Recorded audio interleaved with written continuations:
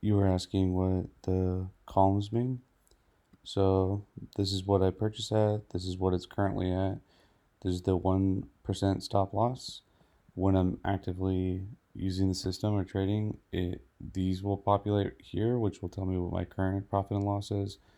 Then whatever I sell at, I put it here, which will tell me my actual profit and loss minus fees, true net. So this is just what helps me manage. Um, and then so I can see what my total returns are for the day, my average return per trade. I mean, this is just basic Excel formulas that just give me a good idea of like where I'm at. So you can see this day in relation to this day. So I was a lot more active here um, with more losses, but again, I limit myself to about 1%. But the more you trade, the more obviously you're going to have in fees.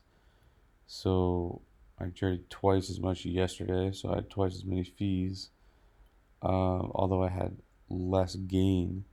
But if you see this, the average per trade minus the fees is zero point 0.8. But dude, that's like my wheelhouse, man. Like if I can just get zero point 0.8 off of 10 trades a day, that's that's 8%. I mean, that's a ridiculous return. Um, okay, so like moving into here, um, so the crazy thing is that I literally traded just right here. So like from I think it was like 550 to I didn't even go all the way up here. I think I only went here like 7:05, 7 o'clock, if that 6:40. Um, I mean, dude, like there's 15% gains here. There's another 15% here. Um, what is the bottom here? 189 to 191. It's probably even higher than that. So this was the some people were able to buy it 187, sell at 191. It's like 3%. Um, it's pretty gnarly, man. So when I'm actively trading, and I know this doesn't mean anything to you, I've watched this a lot. Um, this is like the economics behind a coin or a stock, depending on what you're doing. This is the demand side, or sorry, the supply side. So the sellers, and then this is the buyers, the demand side. So when you really like go in here, like this right here is telling me that the stock's not really gonna move much. It's gonna pretty much stay around like 178 just because it's pretty even. If the stock were to drop down to mm, that 73 right there, then it would initiate all of these buys. And so when there's a lot of buys, the price starts to go up. Just like here, when there's a lot of sells, the price starts to go down. So like you can see, this would be a big movement right here. So if the and these are all limit orders, which means people have actually placed these orders. Well, this is a good example. See this wall right here? So someone actually placed a limit order. Um, I can't see the exact number. It's 137202. Anyhow, when it hits 6.8, it's gonna purchase all of these, right? And that's gonna make the price go up. Conversely, when the price hits 80, all of these are gonna sell.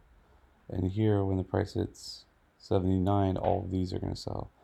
And when you get a huge shift in buy versus sell, um, then it's gonna cause the price to fluctuate up or down. So a lot of sales is gonna create the um, an environment where the price is going to go down.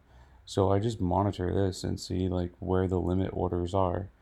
But like I was saying, this is pretty even, especially when you dive in here. I mean, there's a little bit more on this side, But I would imagine that for the foreseeable future, this stock would, foreseeable future meaning like, I don't know, the next fucking 20 minutes, the stock is going to stay relatively normal at 78.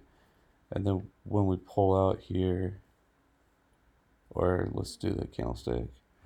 Um, if you pull out here, um, yeah, see, this is what we call consolidation period, which is like a flat line period. So when you have a flat line period like this, there's typically a big move up, or a big, not a big move, but a move up or a move down. So normally when you're looking at stocks, if you see a consolidation period, it's going to go one way or the other. So you see this consolidation up, consolidation up, consolidation up, consolidation down, and then consolidation down, consolidation down. So this is typically an indication that it's going to go up or down pretty soon. But when I'm looking at the depth chart, with this being more severe on a gradual basis, that's going to tell me that the stock, if anything, is going to go down. But at the same time, you're looking at these big shelves on the buy side. So it could go down to 73, but with the amount of buys here, it's going to increase pretty quick. So I think this is probably going to stay pretty normal at 78. Yep, this is pretty much what I look at. So, all right, man.